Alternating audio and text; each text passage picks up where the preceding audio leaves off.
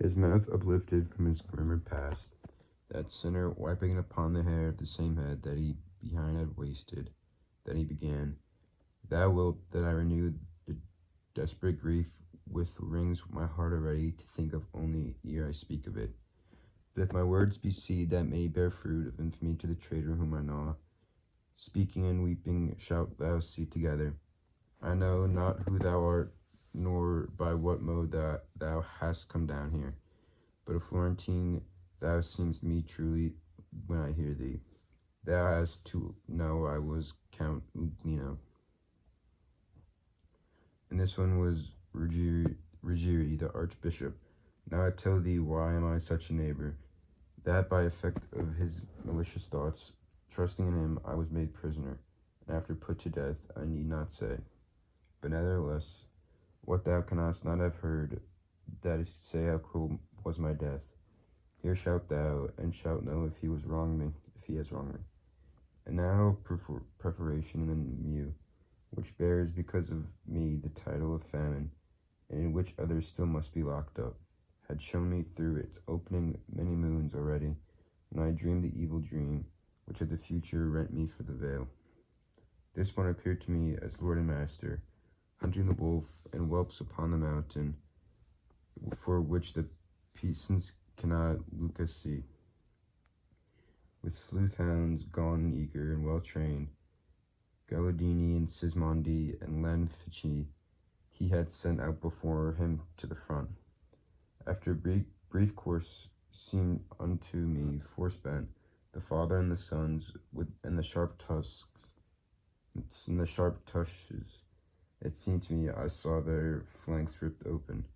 When I before the morrow was awake, moaning amid their sleep, I heard my sons, who with me were, and asking after bread. Cruel indeed art thou, if thou grieve not, thinking of what my heart foreboded me, and wept thou not. That what art thou wont to weep at? They were awake now, and the hour drew nigh, at which our food used to be brought to us.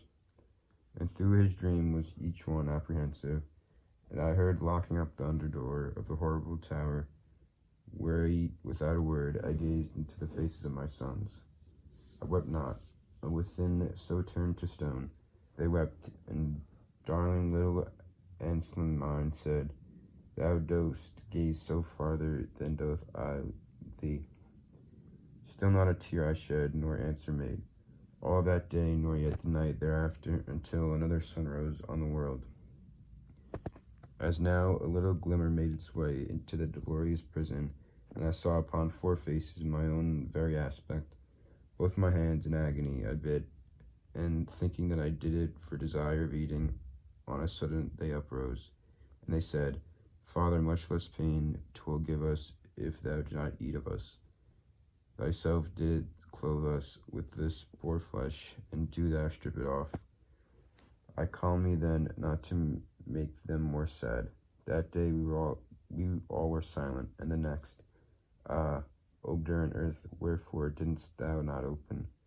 Where we had come into the 4th day, Gadea threw himself down, outstretched before my feet, saying, My father, why dost thou not help me? And there he died, and as thou seest me, I saw the 3 fall one by one, between the 5th and 6th, wherewith I betook me, already blinded, to groping over each other, and 3 days called them after they were dead. Then hunger did what sorrow could not do. As now a little glimmer made its way. When he had said this with his eyes distorted, the wretched skull resumed he with his teeth, which as a dog's upon the bone were too strong. Pisa thou, arboreum of the people of the fair land, there where the sea doth sound, since slow to punish thee thy neighbors are, let the Caparia and Gornova move, and make a hedge across the mount of Arno. That night every person in thee may drown, for if Count Uglino had the fame of having it in thy castles thee betrayed, thou shouldst not on such cause have put his sons. Guiltless of any crime, thou modern thieves, their youth made Eugicon and Brigata, and the other 2 my sons doth name above. We pass still, farther onward, where the ice and other people ruggedly entwined, now downward turned, but all of them reversed. Weeping itself there does not let the weep, and grief that finds a barrier in the eye turn itself inward to increase the anguish.